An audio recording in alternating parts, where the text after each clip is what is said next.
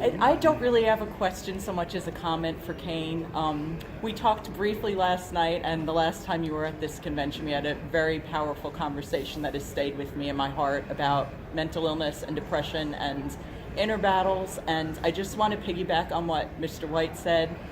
If everyone in this room needs to read Kane's book, there is something in it that every person will learn something meaningful and powerful and beautiful. The strength of this book, it's life-changing. It literally, legitimately is. And it's nice to hear that kind of stuff, because I think a lot of actors, like maybe most actors, probably wouldn't talk about some of the stuff I talk about. But, you know, that's part of my life.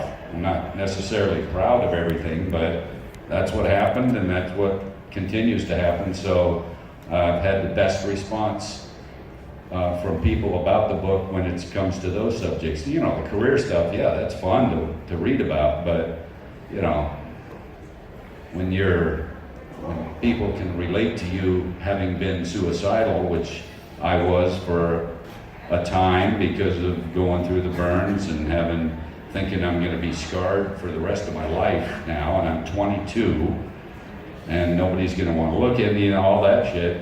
And, you know, then you get to the point of realizing, you know, let's stick it out for a little bit.